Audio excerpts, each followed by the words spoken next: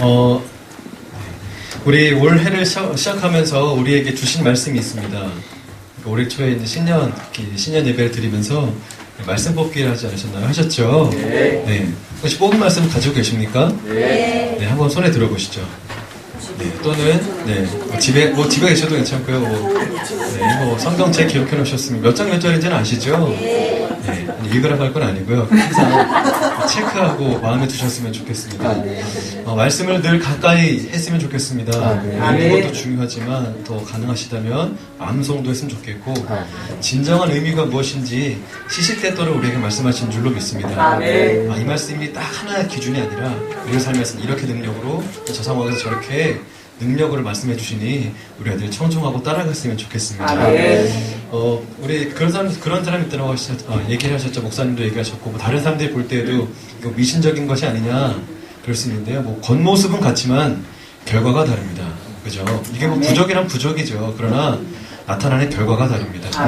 그 사람들은 그냥 그것 때문에 울고 웃지만 이 말씀은 부적과 같아 보이다 할지라도 생명으로 인도합니다.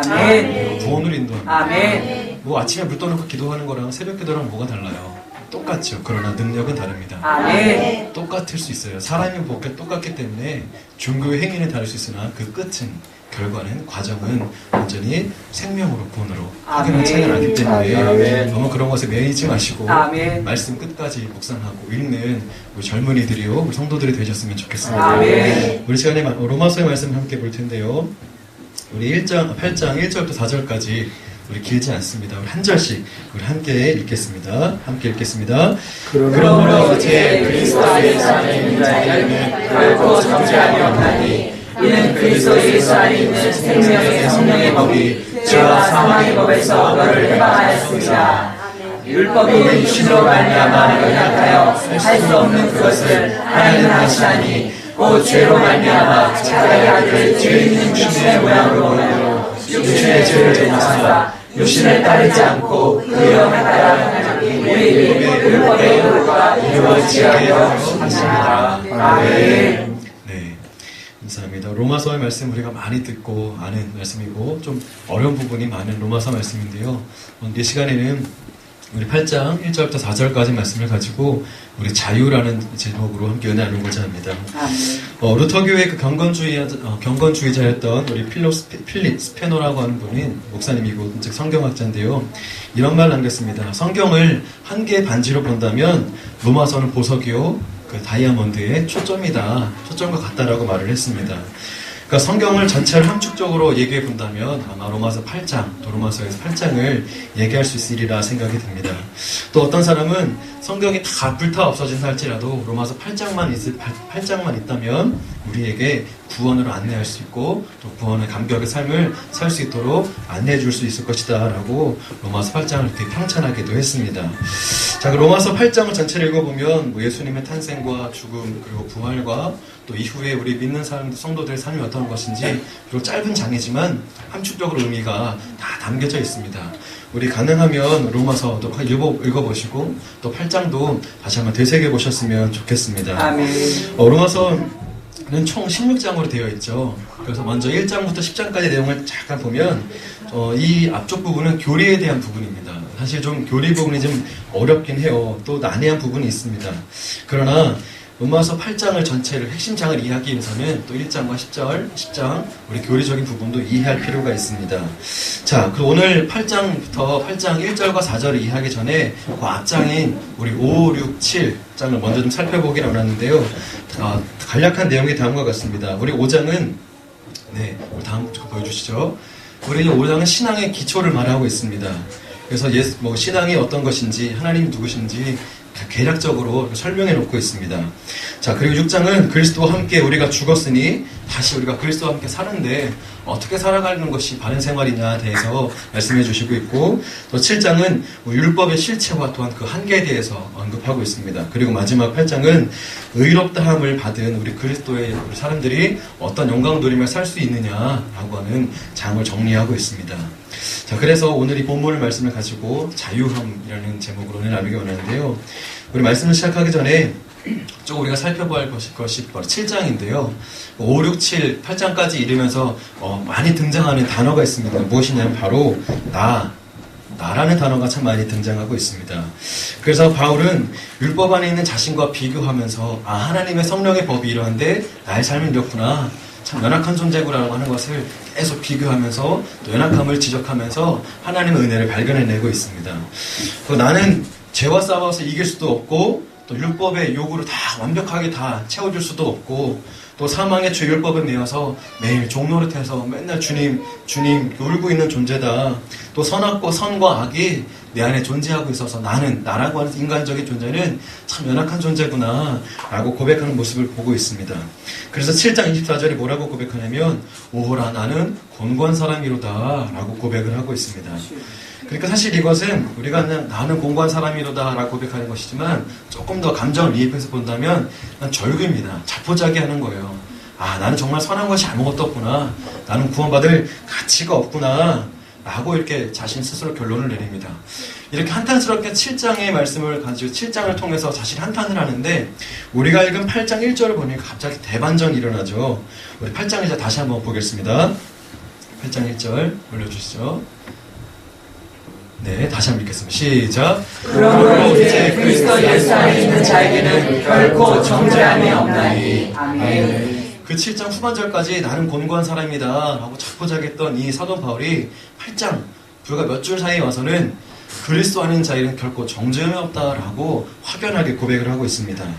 자, 어떻게 보면 영화로 보면은 이제 영화 주인공이 이제 적들에 쌓여가지고 이제 죽을 위기에 처한 그런 상황이죠. 이제 난 끝났구나 이러면서 영화가 여기서는 끝나겠구나 라고 한 찰나에 갑자기 어디서 빠밤 자기 팀들이 딱 나타나서 아군들이 나타나서 그때부터 진짜 영화가 시작되는 그것과 같은 장면이죠. 나는 정말 더럽고 정말 하나님은 멀리 갔던 그런 존재인데 이렇게 고백했던 사도 바울이 갑자기 예수 그리스도 안에 나에게는 정죄함이 없다 라고 이렇게 고백하고 있는 것입니다. 자, 그런데 너무나도 쉽습니다. 이렇게 갑자기 구원을 받고 갑자기 고백할 수 있다는 것은 바로 그 말씀이 내 안에서 믿어지기 시작했고 내 안에서 역사하기 시작했다는 것입니다. 사실 똑같습니다. 어떤 청년들이 직업을 없어서 고민하다가 갑자기 다음날 취업이 됩니다. 그러면 환경이 달라지죠. 환경이 달라지고 조건이 달라지죠. 또 신혼부부가 예쁘게 가정생활하다가 아기가 태어나면 그동안 아무리 좋았던 가구며 옷이며 필요 없습니다. 애기 중심의 집으로 변신되지 않습니까? 아멘. 네, 아멘. 그런 것처럼 어느 한순간 우리 믿는 자들은 마찬가지입니다. 물론 요한 웨슬리 목사님이 점점점 성화되어가는 것을 그리스도인으로 점점 변화되어 가는 것을 얘기하지만 성령님이 우리 안에 오시면 우리 안에 확신과 기쁨으로 삶이 변화되는 것입니다. 자, 이러한 고백 우리 안에도 있기를 원합니다. 아멘. 자, 5장과 8장이 굉장히 연동성이 있는데요. 근데 그 중간 6장과 7절이 조금 어색한 부분이 있습니다. 어떤 부분이냐면 6장에서는 그리스도와 연합하는 세례 이야기를 다루고 있고 또 7장에 와서는 조금 자신에 대한 삶을 좀 한탄스럽게 여기고 있습니다. 그래서 5장에만 얘기했던 우리 그리스도의 신앙 기본적인 부분들을 8장에 와서 이렇게 마무리 짓고 있는 것인데요. 참 중요한 부분이 있는 것 같습니다. 자, 그래서 우리가 오늘 핵심적으로 말하고 싶은 것이 무엇이냐? 정죄함이 없다. 바로 예수 그리스도 안에는 정죄함이 없다 라고 하는 것을 다시 한번 기억하고 시간 집중해 주셨으면 좋겠습니다. 아멘. 1절 말씀을 보면서 우리가 중요하게 보아야 할 단어가 있습니다. 바로 지금이라는 단어와 그리고 정죄라는 것입니다. 그러니까 지금이라고 하는 것은 바로 현재죠. 과거도 아니고 미래도 아니고 현재 지금의 모습인 것입니다. 그래서 그리스도 안에 있는 우리들에게 제일 중요한 모습이 언제냐 아시죠? 지금인 것입니다. 지금 변해야 되고 지금 결단해야 되고 지금 이겨내고자 마음을 품어야 된다는 것입니다. 지난날의 경력 하나님 앞에서는 의미가 없습니다. 물론 지난날의 삶의 모습에서 우리가 만들어져 왔지만 오늘 이 시간에 어떤 마음을 품느냐. 왜냐하면 쉽게 말해서 결론적인 것이지만 미래적인 것이지만 하나님이 언제 우리에게 오실지 모르기 때문에 그렇습니다. 하나님이 언제 우리가 섬길 기회를 주실지 모르고 또한 우리를 언제 연단의 자리로 내모실지 모르기에 우리가 언제나 한결과 같은 지금 하나님의 은혜 안에 예수 그리스도 안에 머물기 노력해야 될 줄로 믿습니다. 아멘. 물론 힘든 상황이 될 수도 있죠. 그러나 중심만은 우리가 놓치지 않기를 원합니다. 아멘. 그래서 예배 시간 목사님께서 새벽 예배, 수요 예배, 금요 예배 계속 강조하는 이유가 무엇이냐면 지금 계속 점검하라는 겁니다. 아멘. 지금 당신이 예수 안에 있습니까? 아멘. 집사님, 권사님 계속 예수님 안에 머무십시오. 아멘. 계속 권면하는 겁니다. 아멘. 아시지만 많은 현대의 교회가 이제 성도들의 편의를 봐준다는 이유로 목사님 이제 출근해야 돼요. 바쁩니다. 그러면서 예배를 기피하고 멀리합니다. 전에 사역했던 교회만 해도 교사들이 교사들인데 전사님 이거 시키지 말아주세요. 문자 하지 마세요. 막 부담된다고. 그래서 이 교회가 진짜 가능성 있는 교회인가 사역할 만한 교회인가 답답하더라고요. 그래도 권면해야죠. 맨날 전사님 스트레스 받아 죽겠어요. 계속 그러지만 예수 안에 있으십시오. 계십시오. 그래서 할 일은 아이들에게 계속 하는 거 아닙니까? 좀 짜증내더라고요. 그래서 계속 권면했습니다. 우리가 예배할 수 있음이 은혜인 줄로 믿습니다. 왜요? 예수 그리스도 안에 머물 수 있는 기회, 현재를 지금 우리가 만들어가고 있기 때문에 그렇습니다. 우리가 예수 그리스도 안에 머물지 않으면 너무나도 흔들립니다. 네, 세상의 물질 때문에 흔들리고 건강 때문에 흔들리고 우리가 지금 삶의 모습들이 계속 흔들리지 않습니까? 그러나 흔들리는 중심이 가운데에서도 그리스도가 서 있다면 내 안에 그리스도 교회의 중심이 서 있다면 다시 흔들린다 할지라도 교회로 돌아오고 말씀으로 돌아온 줄로 믿습니다. 이와 같은 현상들이 안타까운 것 중 하나가 하나님을 잘 믿는다고 하지만 예수님을 잘 믿다가 타락하면 예수님을 잘 믿다 떨어지면 예수님을 더 저주하는 사람들이 많습니다. 그러니까 덜 믿어서 그렇죠. 중심까지 이르지 못했었기 때문입니다. 교회 다니는 사람이 왜 저래? 그럼 혼자 시험 들고 목사님 왜 저래? 시험 듭니다. 그 안에 말씀이 바로 섰어야 되는데 그 안에 현재 중심 바로 섰어야 되는데 그러지 못하니 비록 우리가 그런 과정 속에 있다 할지라도 말씀 붙들고 다시 한번 중심을 세우시기를 원합니다. 그래서 지금이 중요한 것입니다. 오늘 중고등부 아이들에게도 설교를 했는데요. 지금 바로 연단하고 훈련받는 이 시간을 귀하게 여기셨으면 좋겠습니다. 자, 그래서 하나님은 지금을 중요하시지만 또 정죄함이라고 하는 부분도 우리가 잘 생각했으면 좋겠습니다. 사실 이것은 되게 중요한 부분인데요. 우리도 목사님께서 지금까지 얘기하셨던 우리 교회 목사님을 명언, 어록을 좀 생각을 해보면 몇 가지가 있죠. 십자가 태인, 그죠? 태인을 좀 많이 사용하시고 또 자유함, 눌리지 말아라 라고 얘기하셨는데 사실 굉장히 어렵죠. 네, 눌리지 않는다는 거. 진짜 우리 불교로 따지면 벽면수행 몇 년을 하면서 비워낸 훈련을 해야 되는데 목사님 너무 쉽게 눌리지 마라.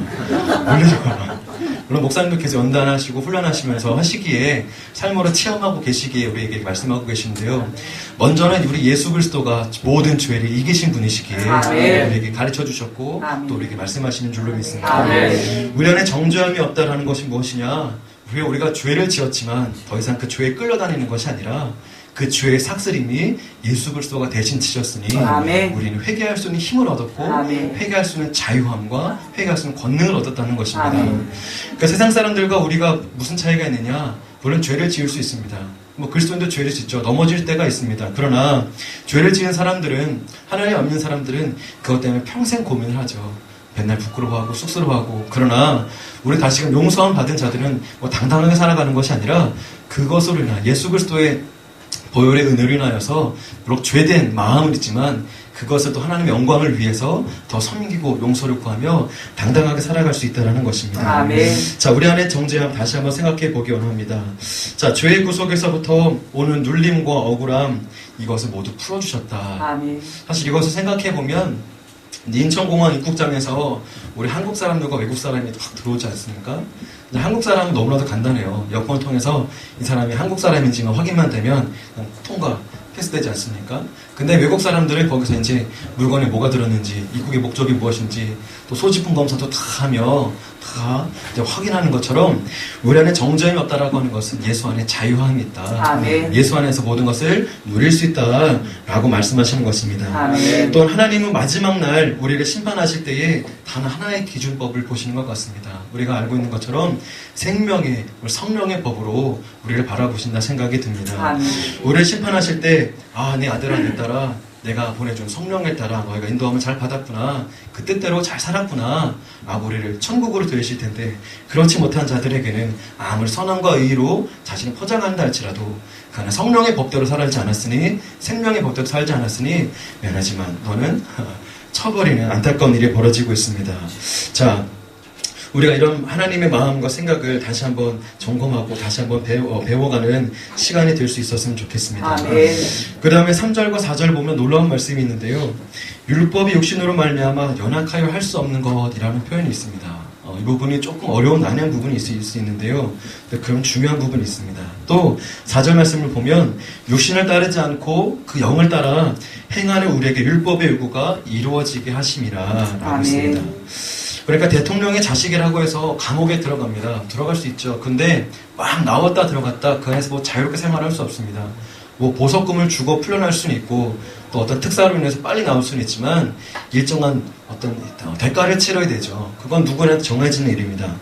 자, 율법이 수백 가지가 있지만 그 율법의 전제 조건은 무엇이냐? 너희가 율법을 범하면 너희는 죽는다는 것입니다. 그러니까 그래서 범하지 말라는 것인데 결국 하나라도 범한 순간 너희는 엄청난 그 죽음의 대가를 치를 것이다. 율법에서 말하는 것이 무엇입니까? 바로 죄에 대해서 분명히 밝혀주는 것입니다. 그래서 여기서 말하는 율법이 연약한 것, 육신에 살 수 없는 것이 무엇이냐? 율법은 죄를 알려줄 수 있지만 율법은 우리를 구원하지 못한다는 것입니다.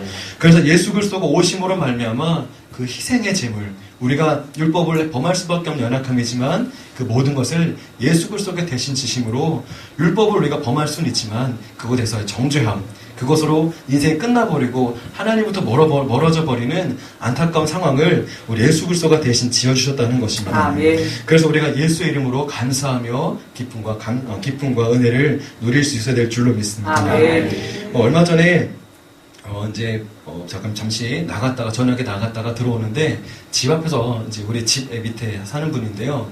어떤 분이 이제 집 앞에서 핸드폰을 가지고 계속 전화를 하더라고요. 근데 참 재밌습니다. 한 2시간 반을 막 전화하더라고요. 되게 오래 긴 시간 하는데 울다가 남자인데요. 저랑 나이가 좀 비슷해 보여요. 안경 쓰고 이제 일을 다니는 분인데 울었다가 웃었다가 화를 냈다가 2시간 반 동안 좀 이상하더라고요. 좀 무섭더라고요. 처음에는 밖에서 통화하니까 그러려니 했는데 너무 이상하더라고요. 그래서 저도 모르게 집중해서 밤인데 듣게 됐습니다. 정말 남자예요. 남자인데 울다가 진짜 또 누구 욕하기도 하다가 또 웃다가 그래서 제가 너무 궁금해서 이제 물어보고는 싶은데 물어볼 수는 없잖아요. 그래서 제가 그분이 이제 하얀색 소나타를 타고 다닙니다. 그래서 제가 포스트잇에다가 안녕하세요. 몇 호 사는 누구입니다. 지난번 간밤에 괜찮으셨습니까? 다른 게 아니라 좀 놀랬습니다라고 얘기를 했어요. 이제 무슨 밖에서 큰 소리가 나니까 무슨 일이 있었는지 걱정돼서 그랬습니다라고 이제 포스트잇을 그냥 괜찮습니까라고 붙였습니다. 그때는 바로 이제 저희 몇 호인지 아니까 붙여주더라고요. 고맙습니다. 그럼 하는 얘기가 무엇이냐면 그분이 조금 몸이 안 좋으시대요. 간질이라고 그러죠. 그래서 이게 좀 통제가 안 되는 건데 그나마 나아진 거예요. 거품 물고 이렇게 진짜 쓰러지는 정도가 아니라 감정 컨트롤이 안 된다고 합니다. 그래가지고 이제 집안에서 얘기하면 이게 사람들이 다 들을까봐 운동장 있잖아요. 거기 나와서 이제 얘기를 했다고 이렇게 짤막하게 얘기를 하더라고요. 그래서 이제 또 다음날 있다가 제가 그러시군요. 제가 기도해 드리겠습니다. 네, 치료가 될 것입니다. 그러면 답변이 또 하나가 왔습니다. 어떻게 해요? 그래서 제가 이제 오늘 저녁에 할 텐데요. 그렇죠. 성령님이면 가능합니다. 할 겁니다. 그부터 이제 물어볼 걸 다 준비해놨어요. 성령님 어떤 분인지 그래서 이제 지금 장문의 편지를 지금 기도하며 준비하고 있는데요. 그러나 이상하게 제 마음에 든 확신은 무엇이냐? 하나님께서 그 영혼을 만져주시리라 생각해요. 물론 하나님 어느 순간 확 낳게 하지는 않으신다 할지라도 하나님 분명히 느끼게 하시리라 생각이 듭니다. 그래서 그런 이제 상황을 이제 이해하다 보니까 이제는 이제 그 사람에서 밤에 이렇게 술 먹고 와서 계단에서 자고 그랬거든요. 그런 상황이 좀 이해가 되더라고요. 이랬었구나. 더 기도해줘서 했구나. 라는 생각을 해서 하게 되었습니다. 하나님은 단순히 우리에게 성경을 통해서만 율법의 그런 자유함과 권세가 있다라고 선포하는 것이 아니라 우리의 삶 안에서도 그것을 나타내 보여주시길 원하십니다. 아멘. 하나님은 인격적이라고 하시지 않습니까? 다만 우리에게 좋은 것 주시기에 선하게 대하기 인격적인 것이 아니라 우리의 삶을 통하여 나타내길 원하시기에, 성령님 그렇게 역사하시길 원하시기에 인격적인 분이요 아름다운 분이라 우리가 고백할 수 있리라 생각이 듭니다. 아멘. 자, 먼저는 우리가 이 안에서 자유함을 누리고 말씀의 권세를 확신하였으면 좋겠습니다. 아멘. 오늘 1부 예배, 2부 예배, 그리고 오늘 3부 예배까지, 그리고 점심시간에 많은 교제와 대화 속에 분명 하나님께서 말씀해 주시고, 또 목사 이 재단 강단에서뿐만 아니라 많은 교제를 통하여서도 하나님의 음성을 듣고 나누었으리라 생각이 아멘. 듭니다. 그래서 오늘 나에게 말씀해 주시는 공통적인 단어가 무엇인지, 표현이 무엇인지 우리가 그것을 마음에 확실히 잘 담아두었으면 좋겠습니다. 아멘. 예수님께서는 분명히 우리에게 말씀하시죠. 사도 바울의 입술을 통하여 말씀하셨습니다. 그리스도 안에 있는 자에게는 정죄함이 없다. 아멘. 그렇다고 이것을 오해하면 안 됩니다. 아시죠? 한번 죄를 짓고서 뭐라고 하는 것이 아니라 우린 더 겸손하게, 아멘. 더 친절하게, 더 용서를 구하는, 비굴해지라는 것이 아니라 예수의 이름을 용서받았다면 더 용서를 받기 위하여 아멘. 수고하고 노력하라는 것입니다. 아멘. 더 애쓰라는 것입니다. 아멘. 그래서 하나님이 원하시는 정죄함에 눌린 자가 아니라, 정죄함을 사하는 자가 아니라 예수의 이름을 온전히 실행하는 자, 아멘. 선포하는 자가 되었으면 좋겠습니다. 아멘. 우리 주변에 많은 분들이 우리 주변에 현대인들이 많이 고민하는 부분들이 있습니다. 어떻게 예수를 믿게 되는 것입니까? 어떻게 하나님을 믿는 것이 바른 방법입니까? 그러나 하나님은 재단에서 말씀을 한 번에 선포하시지만 우리 인생에 따라 각자 다 우리 인생에 따라 각자 다 안내해 주신 줄로 믿습니다. 아멘. 오늘 선포되는 그 말씀이, 오늘 받은 1절부터 4절의 말씀이 전도사인 저에게는 이런 은혜로 다가왔지만 또 듣는 성도님들에게는 또 다른 의미로 들려올 수 있습니다. 아멘. 그러나 한 분이신 성령을 우리가 온전히 받아들일 수 있다면 삶의 모양은 다르지만 역사하시는 모양은 같으리라 생각이 듭니다. 아멘. 그래서 말씀이 중요합니다. 아멘. 나에게 주신 그 말씀, 내게 주신 그 자유의 권세가 참 중요한 줄로 믿습니다. 아멘. 이렇게 저렇게 막 해석하라는 것이 아니라 내 상황 가운데에 이것을 말씀하고 계시는구나, 이것을 이끌어 가시는구나, 우리가 섬세하게 느끼고 경험하는 우리 귀한 성도들이 되셨으면 좋겠습니다. 아멘. 네, 하나님은 분명히 말씀하시죠. 내가 너를 사랑한다. 그리고 내가 너를 귀하게 여기노라. 아멘. 돌이켜보면 하나님은 그 예수 그리스도 아들을 아낌없이 우리에게 주셨습니다. 아멘. 공짜로 주셨죠. 아멘. 공짜로 그냥 우리에게 주셨습니다. 그러나 우리는 이것을 그냥 공짜로 받아들이면 안 되고, 공짜지만 너무 귀한, 갚을 수 없는 공짜입니다. 아멘. 그냥 밥 한 번으로 해결할 수 있고 헌금으로 해결할 수 있는 것이 아니라 우리가 받은 은혜는 받은 은혜를 갚아야 됩니다. 아멘. 우리에게 뭘 주셨나요? 아들 예수 그리스도 생명을 주셨습니다. 아멘. 그러니 우리도 생명 다해 하나님을 섬기고 따라가야 될 텐데, 바로 하나님 원하시는 하나님을 온전히 따르는 방법, 생명 다해 섬기고 그리고 그분을 영광 돌리기를 원합니다. 아멘. 하나님 오늘도 내게 정죄함이 없다 말씀하셨으니 그 말씀대로 살아가는 나의 삶이 되길 원합니다. 아멘. 하나님 원하신 믿음의 모양으로 살아가길 원합니다. 아멘. 우리에게 말씀하실 줄로 믿습니다. 아멘. 말씀을 정리합니다. 오늘 우리에게 선포된 그 말씀이 비록 내 안에 아직은 이해가 되지 않는다 할지라도, 성령의 역사심이 다 이해가 되지 않는다 할지라도 끝까지 우리가 하나님을 붙들었으면 좋겠습니다. 아멘. 그리고 그 자유함을 우리가 선포할 수 있었으면 좋겠고, 아멘. 또 나가서 자유함을 전할 수 있었으면 좋겠습니다. 아멘. 어제 말씀으로 살아갈 때에 우리의 삶의 습관 때문에 갈등과 고민이 올 겁니다. 나의 삶의 패턴이 있기 때문에, 내가 말해왔던 습관이 있기 때문에, 그러나 목사님이 이렇게 말씀해 주셨고 성령님 이렇게 말씀하시는데 어떻게 해야 되나 고민이 될 때가 있을 것입니다. 그러나 그때마다 과감하게 선택하십시오. 예수의 이름으로 우리 성령을 따라가셨으면 좋겠습니다. 아멘. 그래서 우리 수요 예배와 금요 예배, 다음 주 예배 모일 때는 더 큰 하나님의 경험과 은혜와 역사를 가지고 주님의 전에 올라와 영광 돌렸으면 좋겠습니다. 아멘. 우리 함께 찬양하겠습니다.